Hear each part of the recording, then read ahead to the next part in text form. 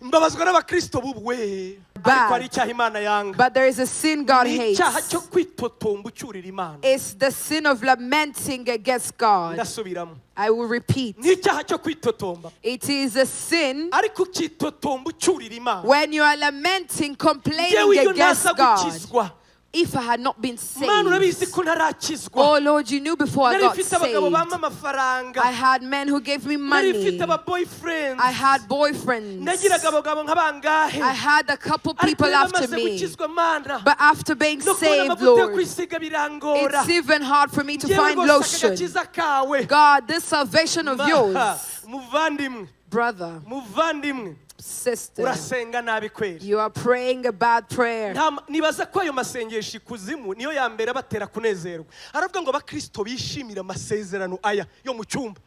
Umwe tugira gutya ati urayabona ati guhaye umugabo ngo bisa n'umuntu hora yishimira bombo. Igirato byacu bidashingiye mu mashuri that are not rooted in our education. Our boast bidashingiye ku bwoko tuvukamo. Not rooted on our genealogy. Our boast bidashingiye kuri konte dufite. That is not rooted to our account. Our boast. Umva icyambere first ni imbabazi z'ibyaha twagiriwe. Nongeye kandi guhereza Imana icyubahiro. I glorify God once more. Kubwo uyu mugoroba twongeye kubona. For this evening we are here. Kugira ngo tuganire ijambo ry'Imana. For us to share the word of God. Ibintu by'Imana biraryoshye. Things of God are very sweet. Ku buryo usanga twebwe twakoze amakosa. And sometimes we go overboard. Ariko amakosa atagize icyo atwaye. But the overboardness is not a problem. Yo gora twumva ko buri topic ariyo nziza kuruta izindi. We think the topic of the moment is the best topic ever. Ndibaza ngo ahari uyu mwaka niyo nziza kuruta izindi. I tell myself this year's topic is the best. Kubera ko umusaraba ni izingiro ry'ubutumwa bwiza bwose. Because the cross is the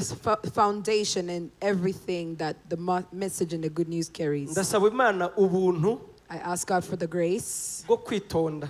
To be patient. Kuko ngiye nibwira ko ari ngiye muvuga butumwa mubi wa mbere wo gusobanurira. I think sometimes I'm the worst pastor to interpret for. Ndabyibagirwa. I forget sometimes. Imana ize kumfasha mbyibuke. So may God help me. Ngende buhoro buhoro. That I may walk gently. Mwicariye mureke dusenge. Let us pray. Uragahezagirwa Mana yacu uri mu ijuru. Be glorified our God in heaven. Wowe data wa twese usumba byose. Father Almighty, all above all. Wowe dukomokaho. You who we come from. Izina ryawe ni Yehova. Your name is Jehovah. Utuma ibintu byose bibaho. You make all things be. Uri umuremyi w'ibintu byose. You are the creator of all. Nta na kimwe kitaremwe nawe. Nothing was created not by you. Uri itangiriro ry'ibihe. You are the beginning of time. Ntabwo twakubarira mu bihe byacu. We can't assess you in our timelines. Ibyo twabaze duhereye ku zuba n'ukwezi. We count according to the sun and the moon. Ibyo bitarabaho wari uriho. Before that you were. Iminsi yawe n'imyaka yawe ntibibarika. Your age and time cannot be counted. That is why you are called the Lord. You are the Ancient of Days. You don't grow old. You don't grow weary. You are God evermore. Among all idols, none is like you. You alone are God. You alone are worthy to be praised. You are worthy to be worshipped. You are worthy to be believed in. You are worthy to be focused on. You alone are worthy to be run to. You carry us. You don't grow tired.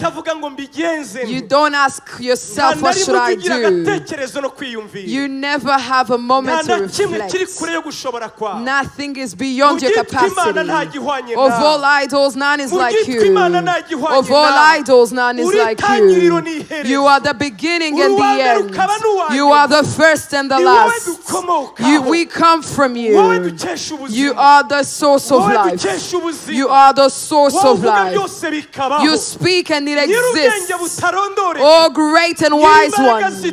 Oh, great and powerful one. None is like you. All creation. All power. All power. Of all idols, you alone are God. Be glorified. Be knelt for. Be knelt for Jesus.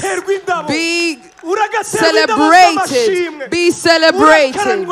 Be praised. honored by us. We who you created by your grace. We who you created us to worship you. Be glorified, my God. You are above all heavens. You are the God we boast in. You are our boast. You are our hope. All that we found in the cross. All that we found in your resurrection. We thank you, good God. We thank you for the Son of God. We thank you for the Son of God. We thank you for the Son of God. We thank you for the Son of God. Thank you for Jesus. Thank you for Jesus. Thank you for Jesus. Thank you for Jesus. What was our hope? What was our hope?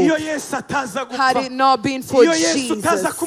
Had it not been for Jesus. Thank you for Jesus.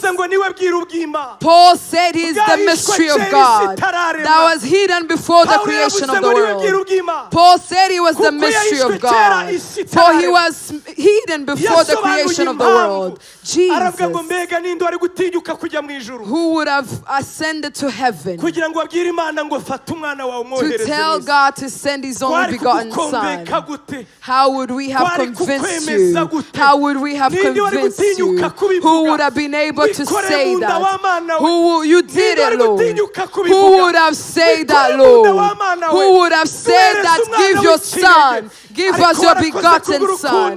But you did it by your love. You did the greatest by your love. You did the greatest act by your love. Sending your only begotten Son to die. Who would have gone to hell to resurrect others from the dead, to resurrect Christ from the dead? Who would have resurrected him? That is why together with the angels we say, who is man? Who is man that you are mindful of him? Who is man that you consider him? And Jesus, be glorified, our God. We thank you for Jesus. We thank you for Jesus. Thank you for Jesus. Thank you for Jesus. The beginning and the end. Our boast, our joy, our salvation, our end. Jesus be glorified. Jesus be celebrated. Jesus be praised. Jesus be exalted. Jesus be known. Jesus, you are the Ancient of Days. All the glory is yours. All the power is yours. Holy Spirit, speak to us. Oh, use your servants and teach us to know Jesus more, to know the mystery of what was revealed. Like Paul said, our God showed us his mystery. God, by his grace, revealed us his mystery. Thank you, our God. We thank you that we won't go the same way, for your glory. In the name of Jesus Christ. Amen, amen, amen. Amen. Amen. Amen. Amen. Our God be praised. I want us to answer two questions that are written here on the banner in front of you. What does it say?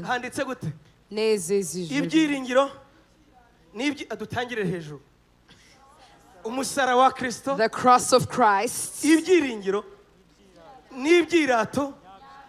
The sinner's hope, believer's boast.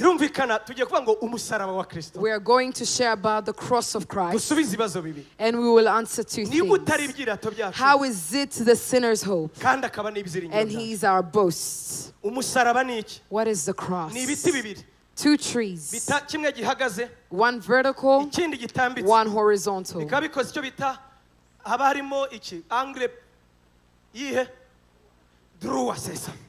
There is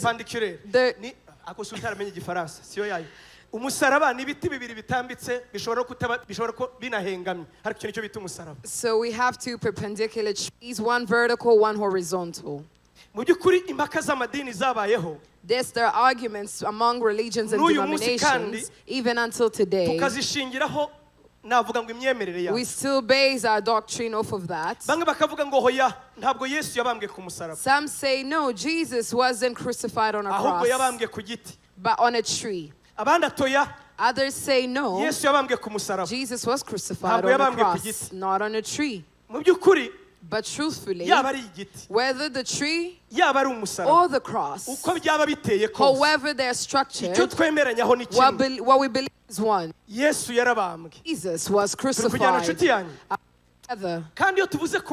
When we talk about crucifixion, we're not talking about being hanged. Being hanged is on one tree. But crucifixion, when your hands are straight on the horizontal tree, and they say this man has been crucified. According to history,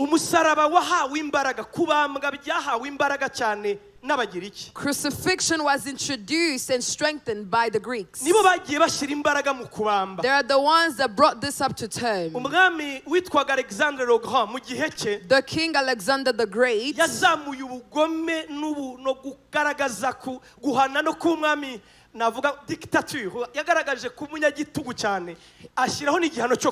he showed great levels of dictatorship and introduced the punishment of crucifixion. And when the Romans learned about this, they learned from the Greeks.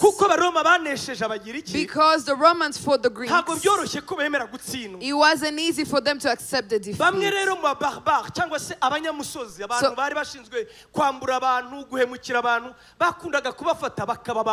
So they would punish the barbarics by crucifixion.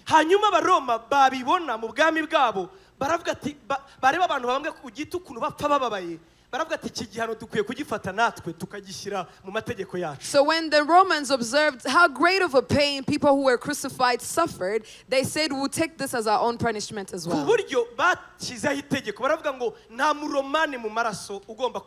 So they introduced a law saying no Roman by blood should be crucified.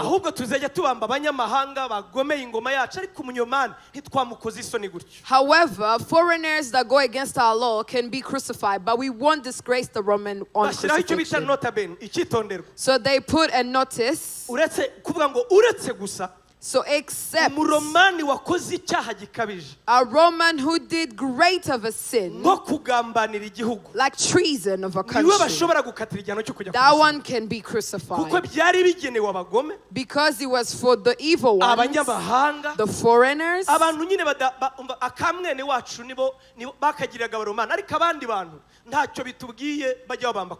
regarding other people, they weren't that merciful, but regarding the Romans, they were gentle. I'm still explaining the cross, about the foreigners where it came from. So the Greeks used a cross that had the shape of a T, or that is shaped like X. So the cross that was in the letter X, or the cross that was in the letter T, that's not how the Romans did. They started using the cross as we know it in our days. The Israelites, they would crucify on a tree. And God instructed them this. God allowed them to do this. That is why in Deuteronomy, verse 21, from verse 22 until 23, we will read that passage. Deuteronomy, chapter 21, from verse 21 to 22. Abagabo bo mu mudugudu wabo bose bamwicisha amabuye uko azaba ariko mukurira ikizira ntibyo se buriya hoya da 21 nibyo? Yes. Ko muri biriya ntacyo dukomeze na 23. Abagabo mu mudugudu wabo bose bamwicisha amabuye kuko uko azaba ariko mukuri kibi hagati muri mwe abisere bose bazabyumva batinye hasi. 23 kandi umuntu nakora icyaha gikwiriye kumwicisha yego bakamwicisha kumumanika ku giti hasi.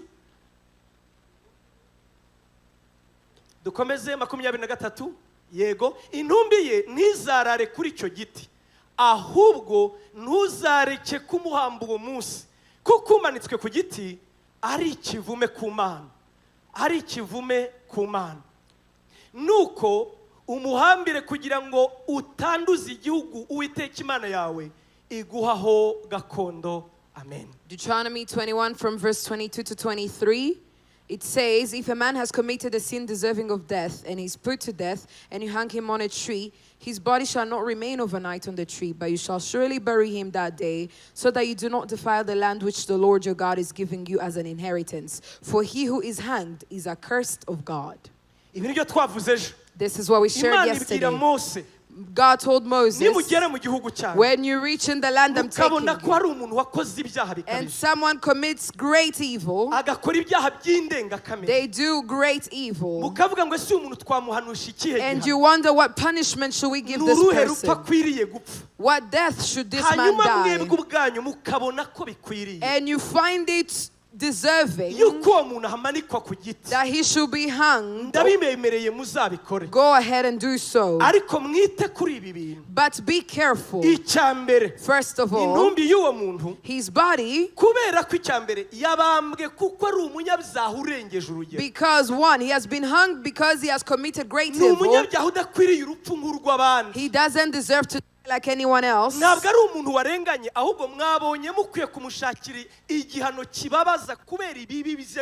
You have to find a severe punishment for his severe evil doing. For that he is cursed. And his body should not touch the land. Because once it touches it, it will defile the whole land. Praise be to God. Second, that man who was hung on a tree, you should remember that he is accursed of God. The Israelites had this custom. When you were crucified or hanged having this name, that name will now be removed from your family tree. Because that name was carrying a curse. The clothes they took you down with, they will burn it because he had touched the evil of evils. Praise be to our God. Do you understand the philosophy of the Israelites? That's how they viewed being hanged on a tree. And in the history of the Israelites, the Bible doesn't show us where they punished the same Israelites to crucifixion. The Bible doesn't show us that history of the Israelites that they crucified. But when the Israelites started to go from God, when they started to depart from God, that's when they inherited this custom from the Romans. The Bible tells us when it started. During the reign of the Romans, that's when they started to hang people on trees. They had the mountain of Golgotha. Golgotha. That name, it meant where they take the heads off. Every person at Golgotha, their head will be cut off. That's where they hung people there. When Jesus was born, he found that custom. He found that punishment. And the Israelites, sometimes they weren't condemned by this. They would say, we are following the scriptures. Because God has allowed us to hang everyone who does evil. And they would do it to the evildoers who are the most. Praise be to our God. Now back to where we left off yesterday. One day the Israelites sinned. And they sinned a sin that God hated. A sin that God hated. We as people, the greatest of sins, or are the ones that go against the law. Do not steal, do not commit adultery, do not murder, do not lie. Yes, they're bad. But there is a sin God hates. It's the sin of lamenting against God. I will repeat. It is a sin when you are lamenting, complaining against God. if I had not been saved. Oh Lord, you knew before I got saved. I had men who gave me money. I had boyfriends. I had a couple people after me. But after being saved, Lord, it's even hard for me to find lotion. God, this salvation of yours, brother, sister, you are praying a bad prayer. I think in hell they celebrate those kind of prayers. Because it's as if you're telling God that your cross has no value. When you can't find lotion, or you don't have money to pay rent, and you left the men, and you have no gain, you will know what God has done for you when the saints resurrect. You will know the glory you inherit. You will know how glorious it is when you receive eternal life. You will know how worthy this was when the angel lined up, waiting for you, singing for you, having a celebration, singing the song of the Lamb and Moses, saying, come you who the Lord has blessed, enter into the joy that was prepared for you. When Christian entered, he stayed there. They asked him, why don't you go further? He said, we have reached. He said, no, you are at the entrance. You haven't reached heaven. When he heard the song, when he heard the joy, and he learned that he is going to be in this eternally, he was saturated by joy. Praise be to our God. Do not lament against God. God says, bring all your problems to Him. Bring the problems to Him. The Bible instructs us not to lament, but it allows us to bring our sorrow to God. To lament is to complain. Do you hear this? Yes. It's about when you are sharing your suffering, it's all about you. You are reflecting on the situation you're in. Do you hear this? But God hates lamentation.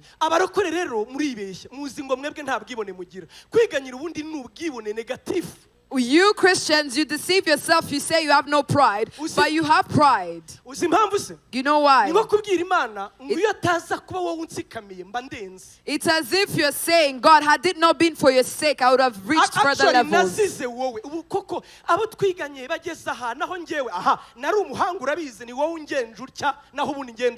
Matter of fact is that it's as if you're telling God, God, you knew how brilliant, how excellent, how beautiful I am. Had it not been for your sake, I would have reached further levels.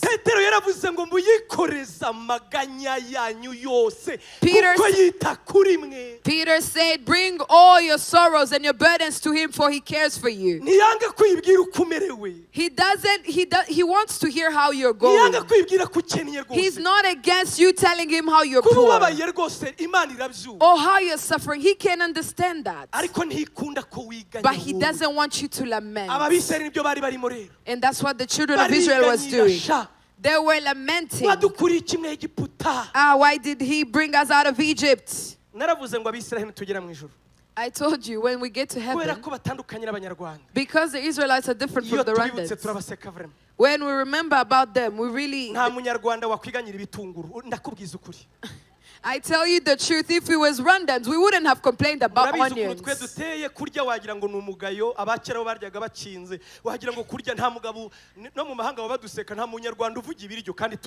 Because in Rwandan culture, you don't talk about food openly like that. You know that, yeah?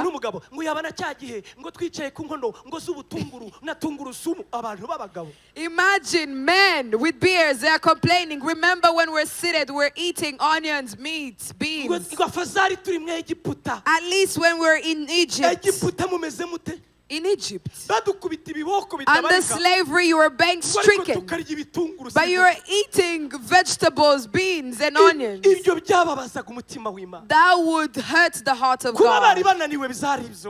Yes, they were with great distress. Yes, they were tired because of the journey. The Bible tells us that they walked and they grew weary. It was true.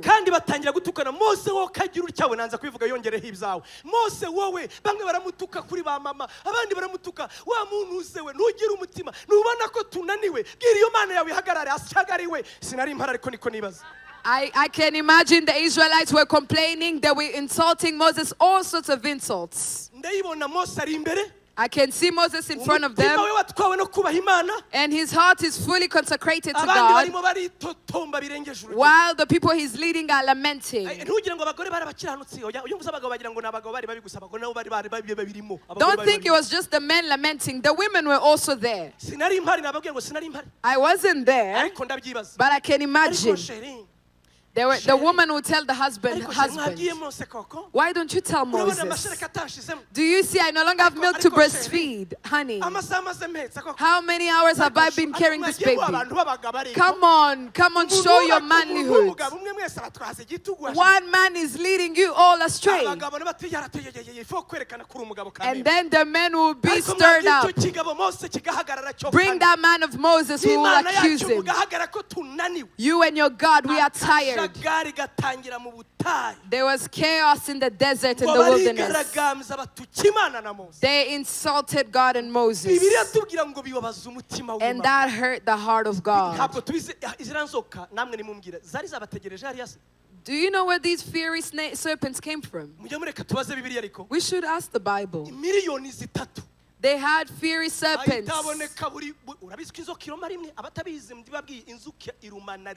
You know, a serpent, it will bite you once. When it bites you, you put all the venom and that's it. Now hear the wrath of God. If there were 3 million people, there were 3 million fiery serpents that came to beat these men that insulted Moses. And these serpents beat them. So people like you and I, you know, those that boast in their cultures and their backgrounds, they don't know about me. Do you know people that boast about their cultures? The real men with pride. They call themselves the nobles. They see, do you see this man? We tell Moses we are tired, but he's sending fiery serpents. The more they speak, the more the fiery serpents beat them. People died. And they started to have fear. They say we're going to perish in the wilderness. When they were insulting Moses, he was kneeling down, praying and interceding with God. God, come down. Do not perish these people. Don't you know I told you there are stiff-necked people. You see them, they are over our case. Let the foreigners not laugh at you, God. Moses knew how to talk to God. Remember your servant Abraham, Lord. Remember your servant Abraham. Remember Jacob. Remember Isaac. In other words, when God spoke and Moses said, remember Abraham, it wasn't about Abraham. It was about the covenant God made with Abraham. That out of this generation that is stiff-necked, you promised Abraham that out of this nation there will come someone who will trample the serpents, and now you want the serpents to perish us. Remember the covenant you have with Abraham. Remember the covenant you have with Abraham. Remember what you told our father, that out of the seed of this woman there will come a man who will crush the head of the serpent. Remember your covenant. And Moses prayed that prayer. And heaven instructed him to bring a bronze tree, and that bronze tree. Now, with that bronze metal, you can make a fiery serpent. Brethren, the Bible doesn't tell us what kind of serpents were there, but let me invent. I am making this up. You can make it up yourself as well. Surely it was one type of serpent. Let's say there were cobras. They say don't make a fiery serpent that looks like an anaconda or a python, specifically a cobra. And when you do this, put it on the tree. Because all the Israelites, I have a wrath to exterminate them. But I remember my covenant that out of the seed of the woman, the seed of Abraham, and these ones come from that seed. Out of this seed, they will come. He who will crush the head of the serpent. So since the time hasn't come, the time hasn't come. But in that covenant, in that plan, I still have healing. So make a bronze serpent. Make a bronze serpent so that I'll heal these Israelites. So he made a bronze serpent. Can you imagine? By the mercies of God, the venom started delaying so that they could finish carving the bronze serpent. The Bible doesn't tell us. I imagine maybe the venom started spreading carefully. If they were dying in 1 hour, maybe it was taking 3 hours. Moses carved the bronze serpent and put it on a pole. He put it on a pole. They would make trumpets to announce something. They use a trumpet. There is a specific signal that we use to show that there's an announcement. The good news was so quick. God wasn't asking who spoke ill of Moses. He didn't ask who was the antagonist. No.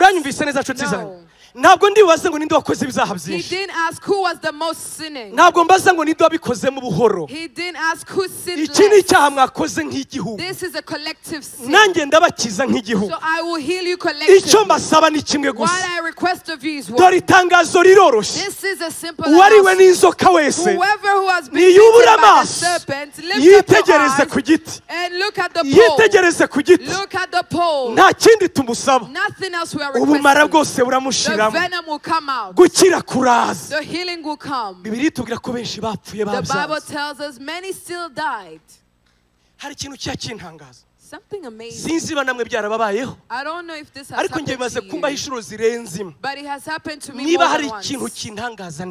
I am amazed by this. You tell someone the good news. Jesus Christ died for you, that you may inherit eternal life. God gave him as a sacrifice for your sins. The venom of the serpent called Satan. The venom of the serpent called Satan. The venom of sin that brings to death. All of us minus no one. All of us mankind. That venom is within us. And it spreads carefully, but it leads us to eternal death. Minus no one. That venom resides in us. Each one of us deserves to die. Each one of us has sinned on different measures. Some sin greatly. In numbers they sin greatly. But all of us have sinned. God had mercy in Christ Jesus. Just like he had mercy to the Israelites. And he took his only begotten son. He came with the likeness of man. He took on our carnal mind. But he wasn't like us.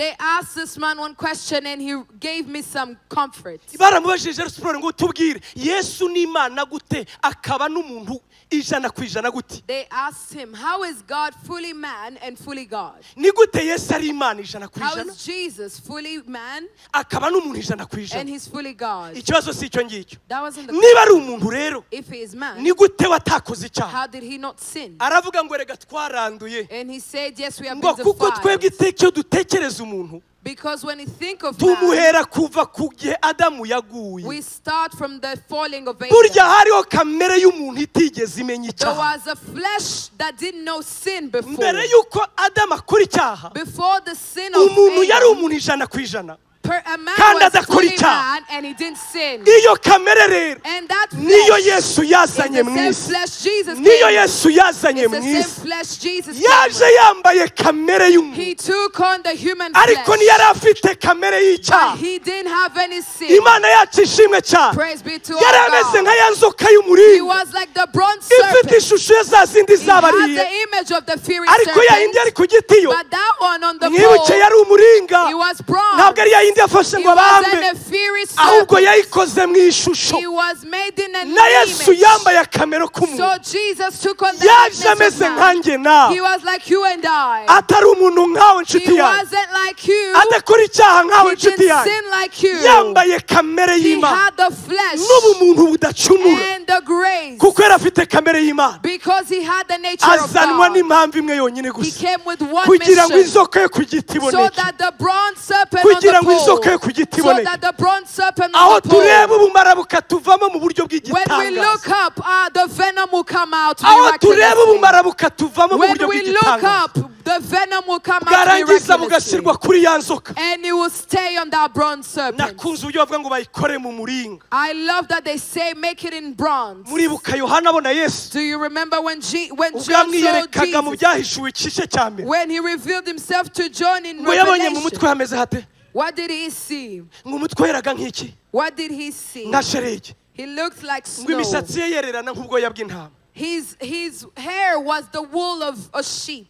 hanyuma ngo kandi amaso yari nk'ibirimi by'umuriro And his eyes were fiery like flames of fire. ngo yambaye umushumi w'abacamanza ngo wa zahabu And he had the golden robe of the judges. ngo ariko nitegereje ibirenge bye And when I looked at his feet, ngo mbona bimeze nk'umuringa they useye were like fine brass. mbona bimeze nk'umuringa useye They were like fine muribuka brass. uko Mose Imana Do yamubwiye you remember what Kora inzoka what imeze God nk'umuringa. told Moses? hari undi ufite ibirenge bimeze nk'umuringa Someone has feet like uwo ni fine Yesu brass. umwana w'Imana That is Jesus, uwo ni the Son Yesu of umwana God. w'Imana Jesus, the Son of bamubambye God. ku musaraba They crucified him on kubera the cross impamvu imwe gusa because of one reason. kubera impamvu imwe gusa Because of one yewe reason. nawe munyabyaha That you and I, the wowe wibwira sinners, kukiranuka cyangwa udakiranuka whether you call yourself righteous twese or Pawulo unrighteous, yaravuze ngo Imana yatubambiye mu kintu kimwe yatubambiye we were all in one bundle. ngo kugira ngo umurebyeho wese That whoever will look at him, uwitegereje inzoka whoever will stare at abone the ubugingo serpent, will buhoraho have eternal life. abone ubugingo Will buhoraho have eternal life. ngicyo cyitwa inkuru nziza nshuti That yanjye is what we call the good iyo news, brother tuvuze and inkuru sister. nziza ya Yesu When we Kristo talk about the good news of niyo Jesus, kubwira abanyabyaha nkanjye it nawe is the good news to tell the sinner like you ngo and ntabwo I. bigusaba amafaranga It doesn't require ntabwo money. bigusaba gusobanura ibyaha It byawe doesn't require explanations ntabwo of your bakubaza ngo sin. waguye bingana iki It doesn't ask you how many times have barakubwira ngo you kora fallen. igikorwa kimwe mu kwizera One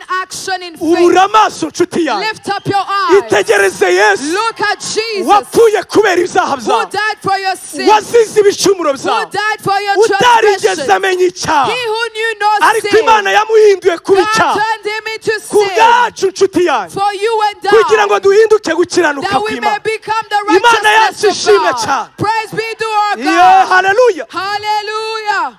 mukristo ageze ku musaraba When Christian got to the ngiye cross, gusobanura ikintu kimwe cyitwa ibyirato byacu I will explain the believer's boast. umva ibintu bitatu twirata nshuti Three yanjye things we boast in. dufite akayabu We have many reasons to boast. akayabu murabizi Many reasons. apana gapusi akayabu Many reasons. akayabu ni ibintu byinshi Many reasons.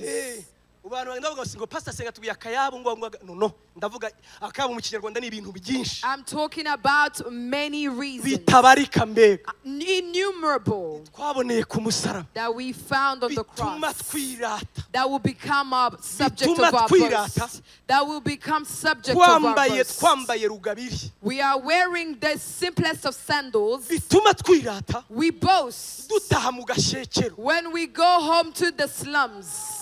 Bituma twirata. We boast. Mu gashekero mu giturage. Ngewe nabaye nakore mu giturage ndahaze kwere. Haranu bita mu gatunguru ni mu giturage. You think of the deepest of the villages. Harandi bitwa cyabajwa barokora kabisa ni cyabajwa kabisa. These slums would have names that are even complicated. Our boasts that are not rooted in our education. Our boasts not rooted on our genealogy. Our boasts that is not rooted to our account. Our boasts first is the grace, the forgiveness of our sins.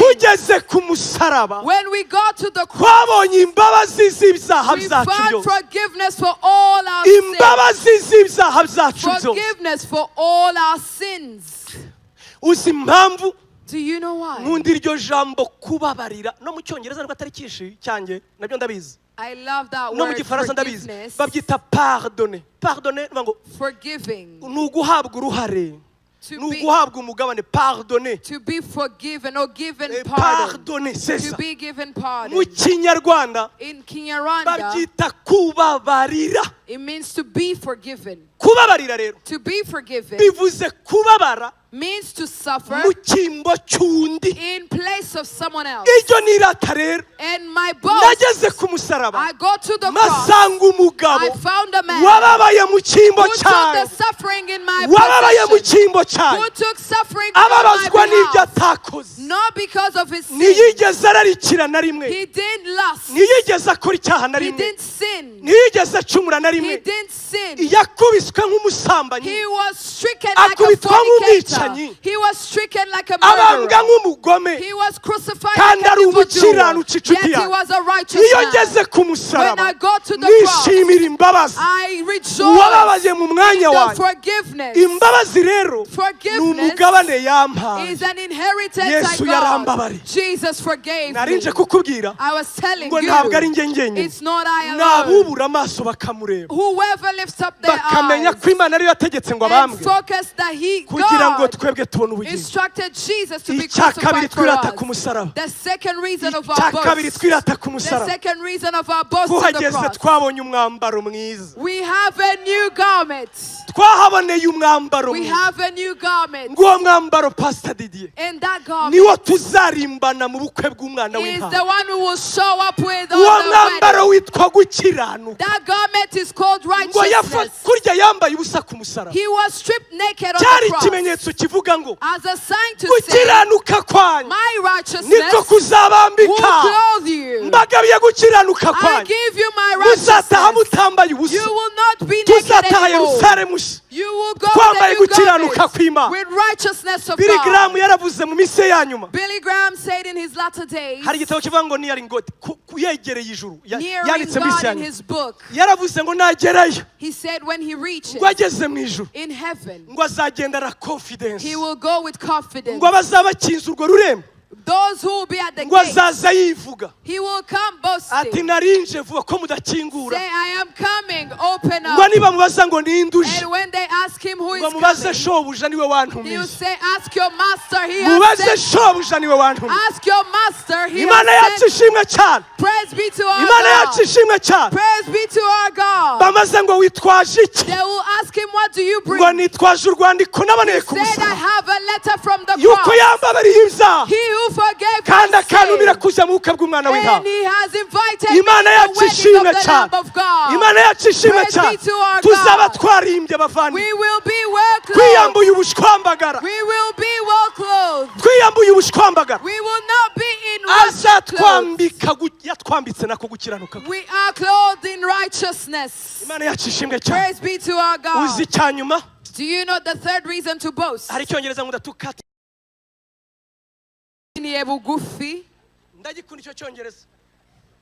tugerageze guhina inkuru. Cutting the story short, ngo n'amasezerano atagira ingano yaduhereye ku musaraba. It's the promises we inherit from the cross. Amasezerano atagira ingano yaduhereye ku musaraba. The innumerable promises. Mbabazwa n'abakristo bubu we. Oh, how I am saddened by some of the Christians nowadays. Nibaza kuri 90 nari naranakizwe dayeri ahari 90 kuko nyine ngena kuri hahandi nkiriyo ngiyo 96 pastor yarapfuye yitwaga Cambridge yigeze kubwiriza twari Restoration Church ntabwo nzabyibagirwa aravuga ngo abakristo bishimira amasezerano aya yo mu cyumba umwe tugira gutya ati kati urayabona ati guhaye umugabo ngo bisa n'umuntu hora yishimira bombo. In 1996, there was a pastor who preached in Restoration. He said, the believers that celebrate these promises we receive here, like, oh, God is giving you a husband, God is giving you this and that. It's like someone who rejoices in receiving a sweet. I will tell you this. Those who went to pray on the mountain. When you go to the mountain, a prophet will come, they start shaking, and you think you're going to die. And you start to soften yourself as if God needs that for him to speak. And we know how to kindle those kinds of prophets, don't we? When I teach the prophets, I tell them when you go to pray, and you hear the people saying, God speak to us, we're here, go home. It's as if they're saying, you are the prophet here, you are the seer, tell us what God is saying. abo twiganye nibandira reka mvuga ari Flori kameme Flori arabizi ayo masezerano twari tuyafite nigeze kuyabara rimwe mfite ikarine yuzuye ayo masezerano ndabyuka ndayabara ikarine yose. One morning I woke up and I counted. I had a notebook full of those promises. Ndangije ndayifata njyana muri toilette ngo hato ntazibeshya ko mfite amasezerano. And I took that notebook to throw it because I didn't want to fool myself. Kandi benshi ayo mufite mwirwa mwishuza impano ze yariyo. And most of you, you tell God, God, you told me you know me. Did he forget about you? Oh God, you said you will do good to me. And he does good to the evil and the good. Oh God, you told me you're calling me. But you don't know what he calls you for. We have promises that are more great in value.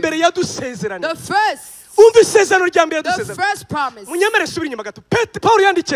Paul wrote to Timothy. He said, I write to you, my son Timothy. You know that God called us, that we will inform the greatest of the promises. And there is no other. That those who believe have eternal life because of their faith. John wrote in 1 John chapter 2. I memorized this. He said this is the promise he gave us. Eternal life. Eternal life. Most of you that go to the mountain of prayer, they tell you pray for your soul. Let us go to pray for our souls. For what? I have eternal life in Christ Jesus. Do you hear why I will go to heaven? Did you hear why I will go to heaven?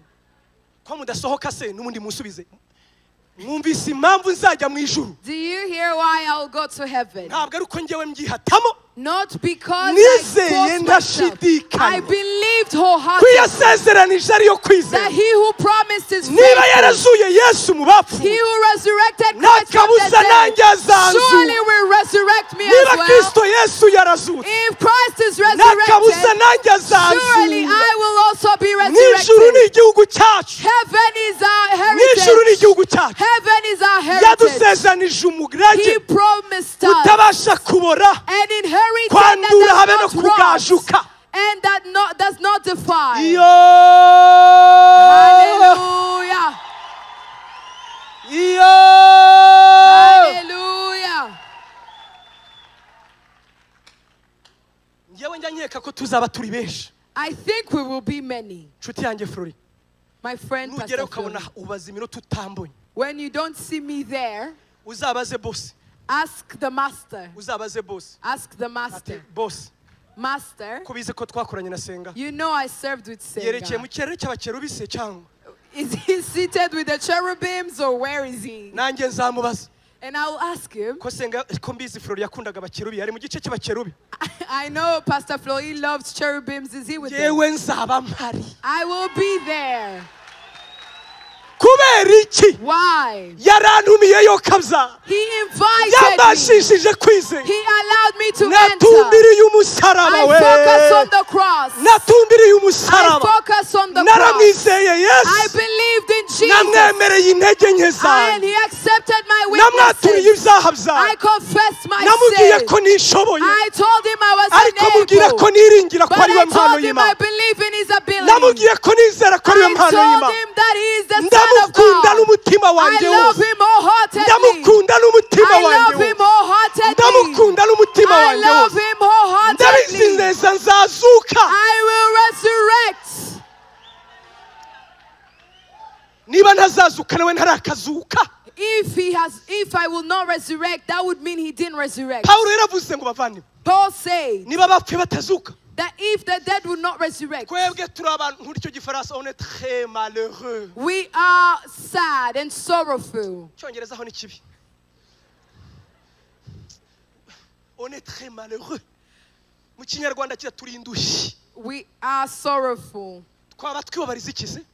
Why would we go through this suffering? Nakunze ukuntu yabivuze 32 ndavuga 13:32 Paul. Paul said, aravuga ngo niba bapfuye batazuka. If the dead do not resurrect. Unyemere nkoreshe biriya mu kinyarwanda cy'abubu. Allow me to use this. Urabinyemereye? Niba bapfuye batazuka. If the dead will not resurrect, turye. We should eat. Tunywe. We should drink. Turye isi. We should enjoy life. Numvise muvugana bya bindi ngo musigaye murya abana mwebwe. Murya abana. Abandi barya abakecuru nicyo gitangaje.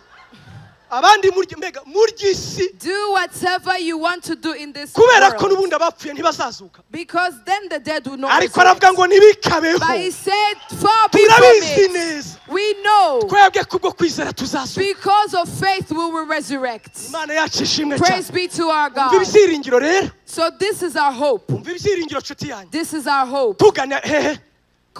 As we head to the conclusion, do you understand why we should boast? I try to dress up today because I'm coming to preach. I try to look good. Some of you are probably saying, we see you. But if you see the garment we shall be clothed with, this is just ragged clothes. It is ragged. I'm just covering my nakedness. I'm just covering the nakedness. But we will be clothed.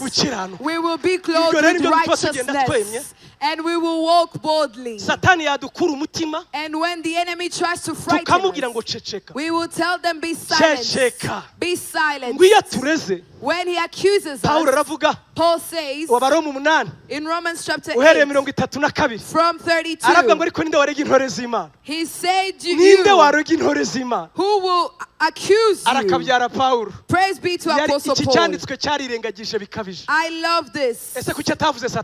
Why did he not talk about Satan? Because he knows Satan accuses those who share it.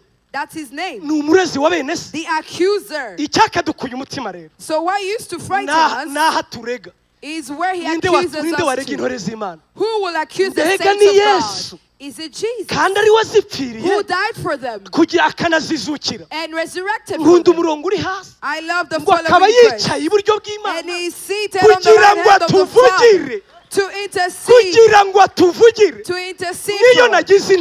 When I have weakness and I can't pray, and the sick come, there is one in heaven speaking for us.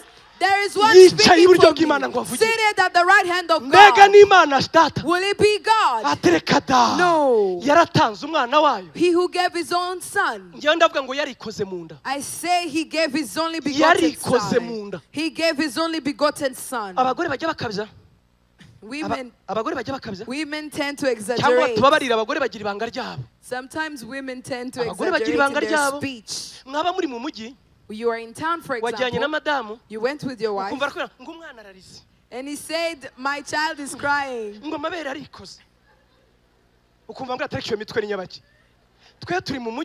We are in town. How do you hear the baby crying when we're in town and we left the child at home? I know a mother. She was of old age. And her son had gone to the battlefield in another country. And this woman said, my son is dying. And they asked her, how do you know? He said, I can feel it. Do you understand the connection of a mother? It's only because you can't experience it. When you face the suffering, when the enemy touches you, God is touched. God is touched. You are of great value. He is touched more than you can imagine. Because he sees you through the eyes of his only begotten Son. In Christ Jesus. We are of great value. We are of great value. We are of great value. Our hope. First. We await the eternal life. Second. We await the resurrection. The dead will rise. You know, some pastors are shameless. You go to a funeral and they call you to preach. They will look at you as if you killed that person. What is he sharing? I was only here to comfort you. I didn't kill this person. Paul said, let us comfort one another with these words, that those who died in Christ Jesus will resurrect. We are waiting for the resurrection because of the cross. When 5 more minutes. 5 more minutes. 5 more minutes. I won't tell you.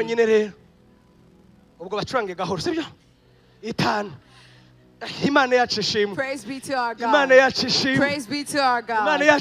Praise be to our God. I will share with you more of our hope. We are reading in Philippians chapter 2 from verse 12.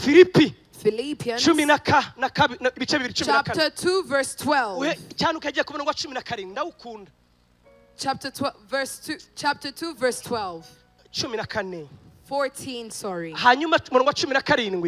And then we'll skip to 17.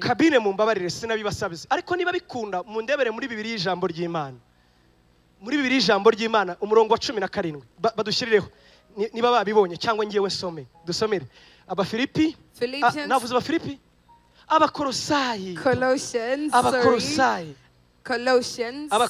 We are reading in Colossians chapter 2 verse 17. Verse 14, and then we skip to 17. We will read. Oh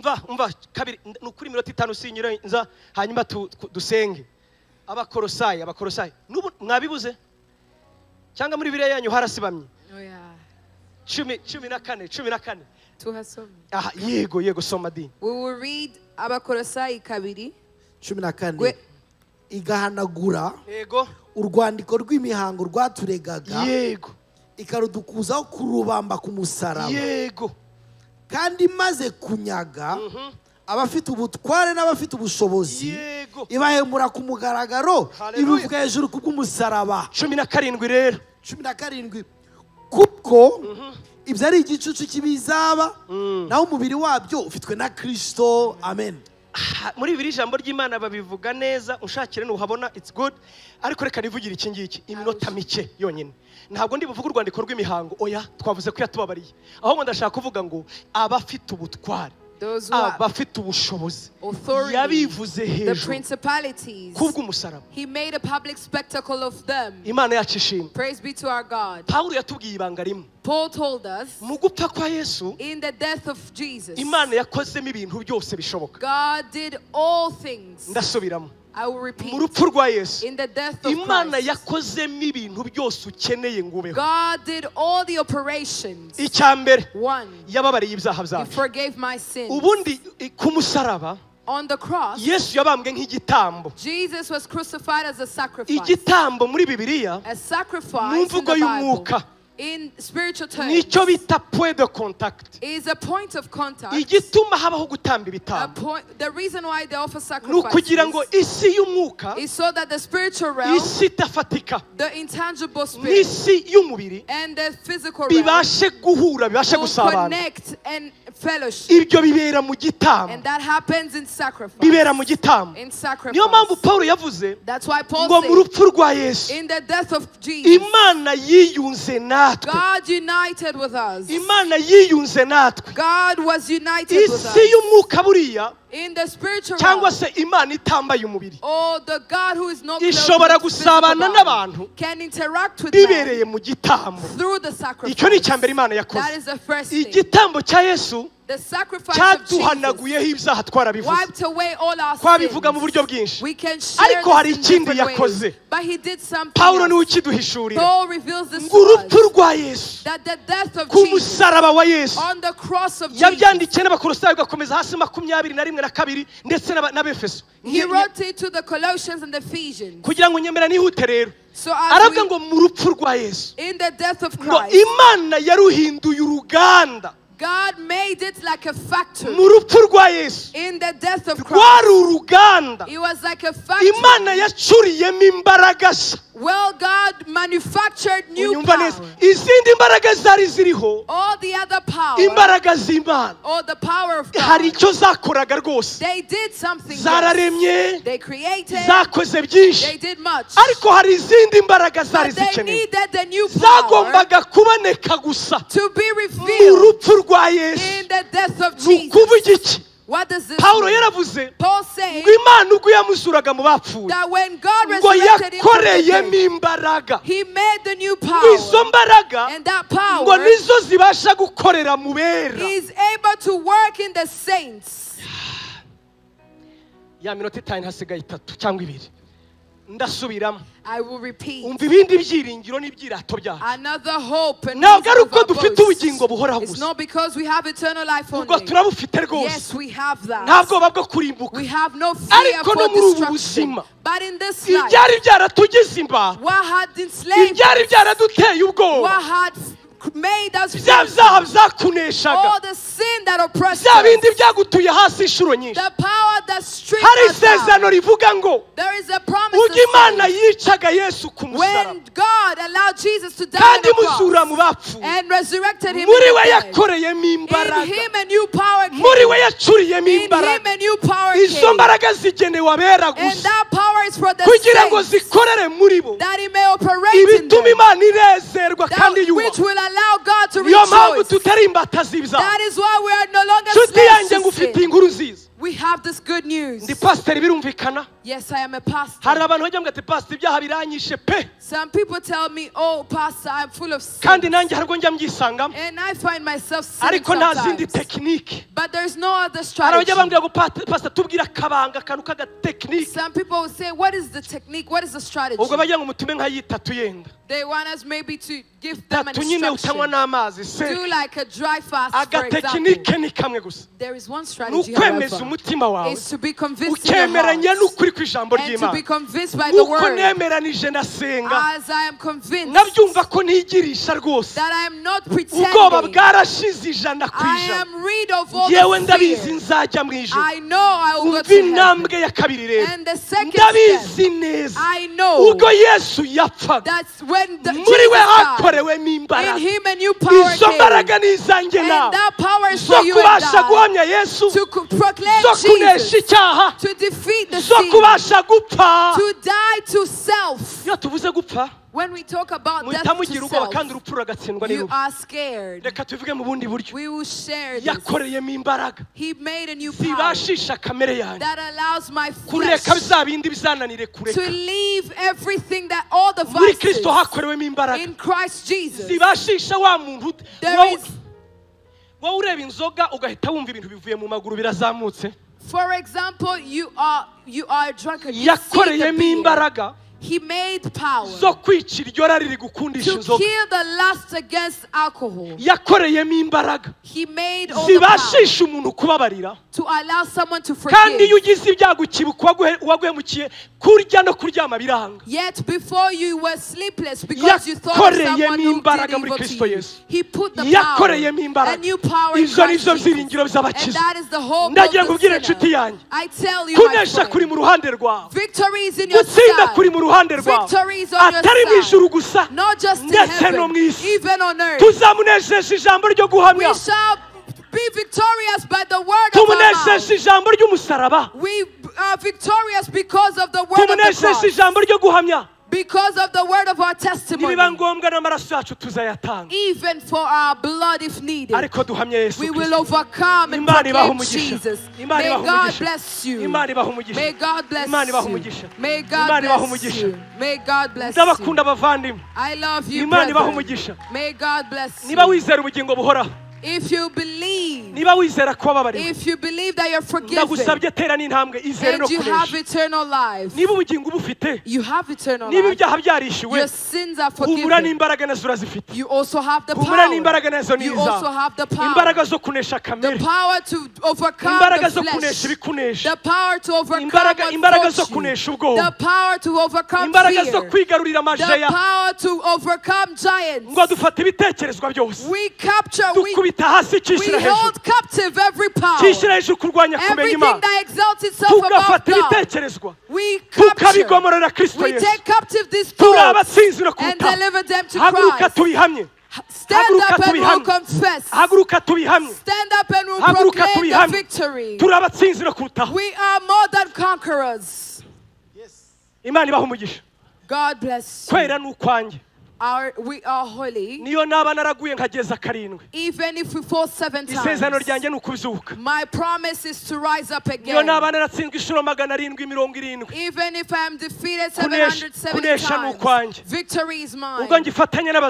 As long as I'm living, I still have reason to believe. We will bring many to Christ. Satan is in loss. The world of darkness will shake because of us. May God bless you. Give a round of applause to God. Mighty applause to Jesus.